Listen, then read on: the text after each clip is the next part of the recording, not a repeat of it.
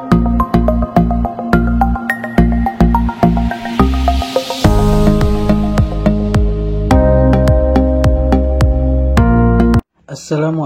warahmatullahi wabarakatuh. Kembali lagi dengan channel Cikgu 2 FJR, yang mana pada kesempatan kali ini akan memberikan video pembelajaran tentang materi kelas 12, yaitu tentang flux listrik dan hukum Gauss. Yang mana pada materi ini akan dijelaskan tentang bentuk flux listrik, yang mana di sini akan digambarkan sebagai medan listrik yang akan menembus beberapa bentuk bidang. Nah, untuk jelasnya, simak video pembelajaran ini.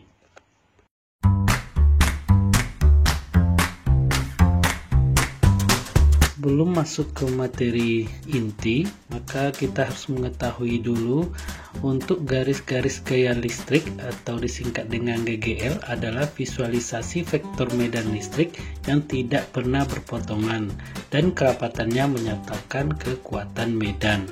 Yang mana garis-garis gaya listrik atau GGL ini untuk yang positif maka medan listrik mengarah menjauhi benda.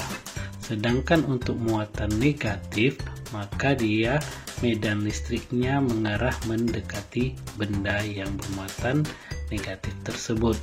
Sedangkan untuk interaksi tarik-menarik, yaitu yang bermuatan positif dan negatif, bisa dilihat pada gambar berikut ini.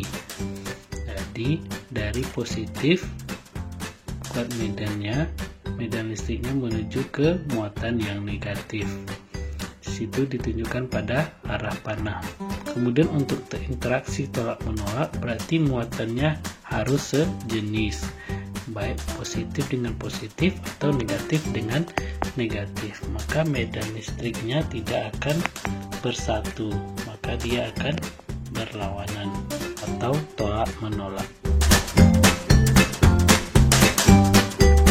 Untuk flux listrik menyatakan medan listrik yang menembus dalam arah tegak lurus suatu permukaan.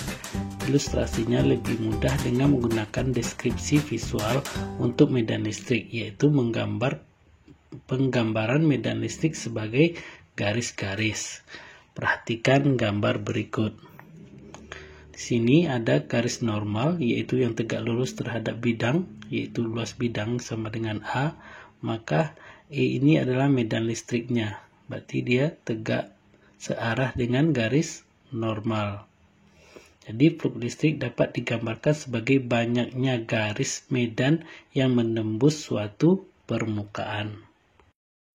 Sedangkan untuk rumus flux listrik itu sendiri, sesuai definisi pada slide sebelumnya, bahwa flux listrik atau P adalah medan listrik atau E yang menembus suatu bidang A, maka rumus flux listriknya digambarkan sebagai P sama dengan E kali A kali cos theta. Coba perhatikan gambar ini, yang mana garis normalnya tegak lurus terhadap luas bidang. Di sini bidangnya persegi panjang. Maka ada kuat medan listrik yang menuju garis normal tersebut, yang mana dia membentuk sudut sebesar theta. Jadi untuk keterangannya, P itu adalah flux listrik, satuannya Weber, A itu luas permukaan tertutup meter kuadrat, theta itu adalah sudut antara E dengan garis normal, dan E itu adalah kuat medan listrik. Hukum Gauss adalah hukum yang menentukan besarnya sebuah flux listrik yang melalui sebuah bidang. Hukum Gauss menyatakan bahwa besar dari flux listrik yang melalui sebuah bidang akan berbanding lurus dengan kuat medan listrik yang menembus bidang, berbanding lurus dengan area bidang, dan berbanding lurus dengan kosinus sudut yang dibentuk flux listrik terhadap garis normal. Yang mana hukum Gauss itu berbunyi bahwa flux listrik total yang melalui sembarangan permukaan tertutup, yaitu sebuah permukaan yang mencakup volume tertentu, sebanding dengan muatan listrik atau neto total di dalam permukaan itu.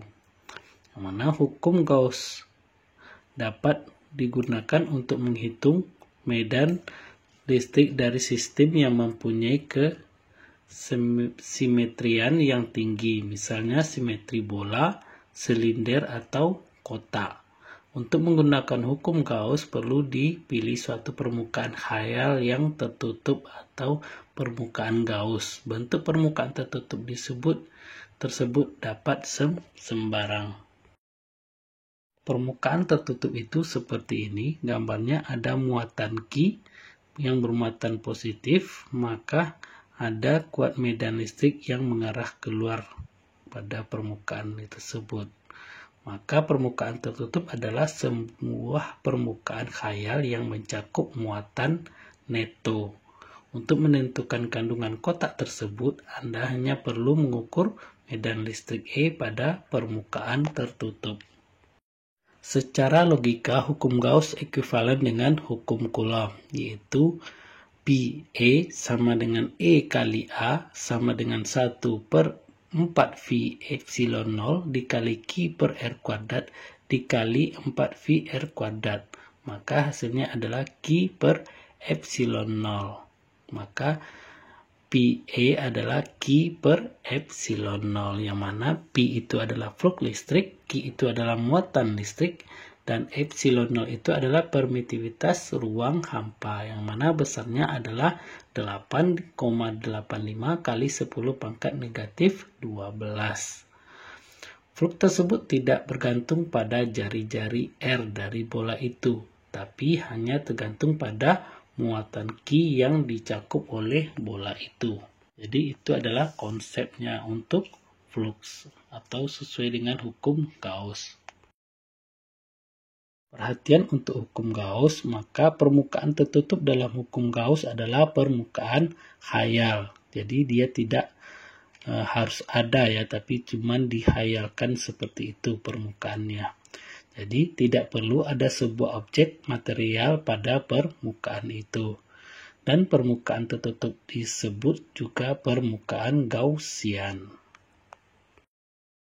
Contoh soal yang pertama, jika terdapat persegi dengan panjang sisi 20 cm, lalu bila sebuah medan listrik homogen sebesar 200 Newton per Coulomb ditembakkan ke arahnya dengan arah yang tegak lurus bidang persegi tersebut, berapa jumlah garis medan listrik yang menembus bidang persegi tersebut?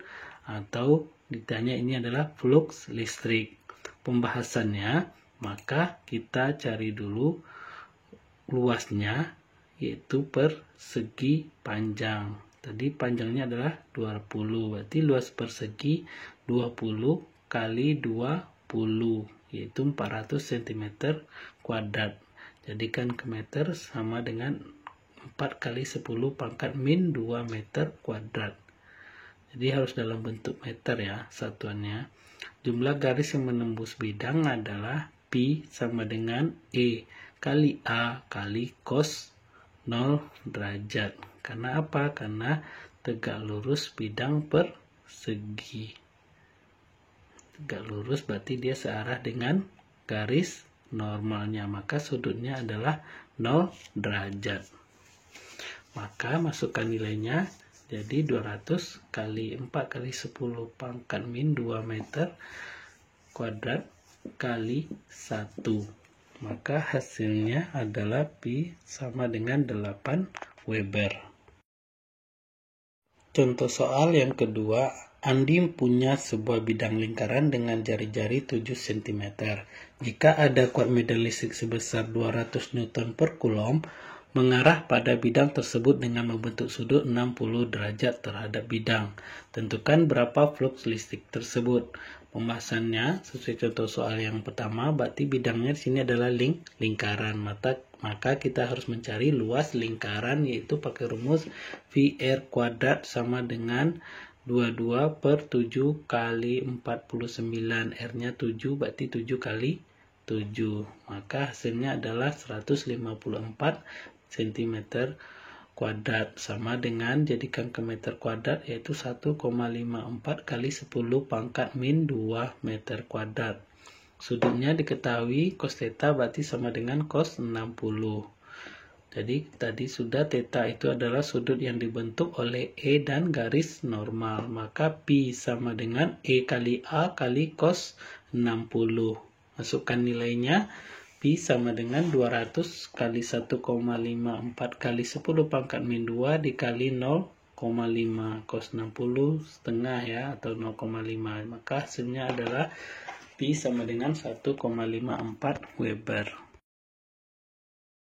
Contoh soal yang ketiga, sebuah bola berjari-jari 0,5 meter dan di pusat bola terdapat muatan listrik 10 mikrokulom. Tentukan flux listrik yang melalui bola. Pembahasannya, maka kita cari dulu medan listrik sesuai dengan yang telah kita pelajari, yaitu E sama dengan K kali Q per R kuadrat. Maka E-nya sama dengan 9 kali 10 pangkat 9, itu K-nya, maka kali 10 kali 10 pangkat min 6 dibagi 0,5 dikuadratkan. Maka hasilnya 90 kali 10 pangkat 3 dibagi 0,25. Maka hasilnya E sama dengan 360 kali 10 pangkat 3. E-nya adalah 3,60 kali 10 pangkat 5 Newton per Coulomb. Kemudian kita cari luas permukaan. Luas permukaannya pakai rumus yaitu 4V R kuadrat. Karena di sini adalah bolanya adalah pusat bola.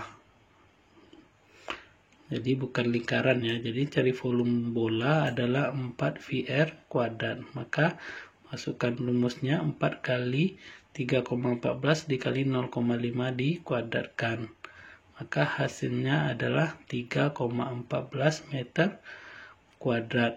Kemudian baru kita cari flux listriknya, yaitu garis medan listrik tegak lurus dengan permukaan dan berimpit dengan garis normal, sehingga sudutnya yang terbentuk adalah 0 derajat.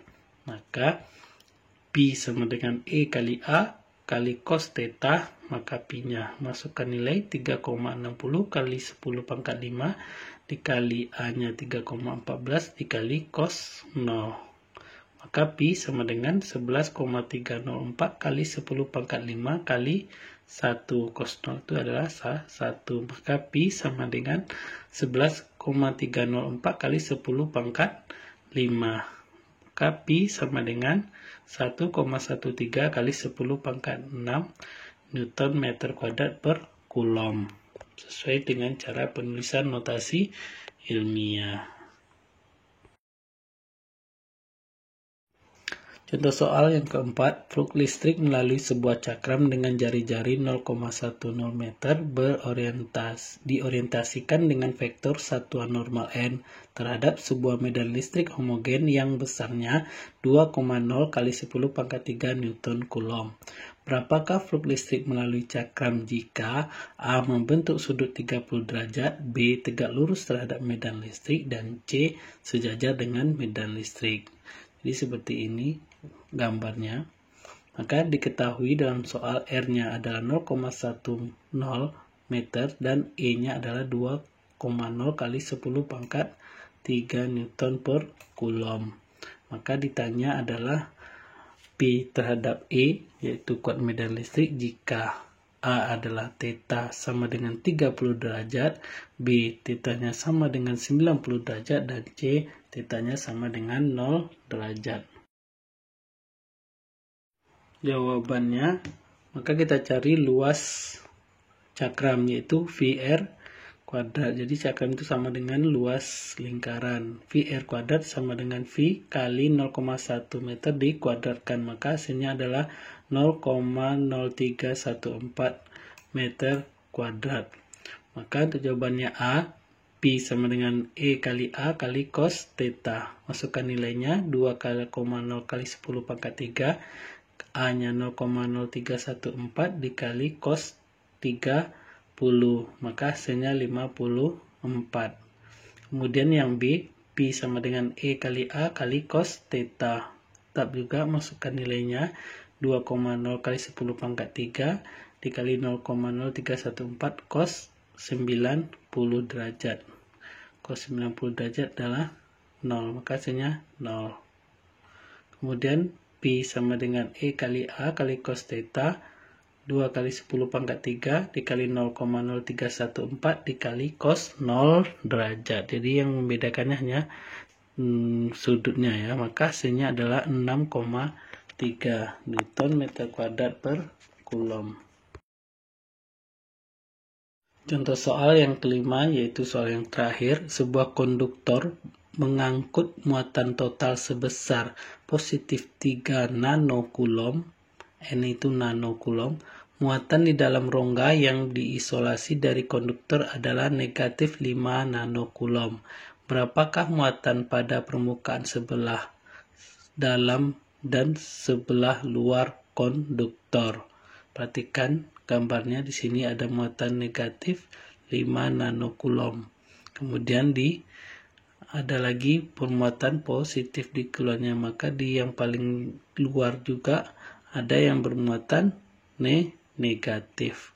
Maka pembahasannya, karena muatan dalam rongga adalah Q sama dengan negatif 5 nanocoulomb, maka muatan pada permukaan sebelah dalam harus sama dengan negatif Q sama dengan positif 5 nanocoulomb.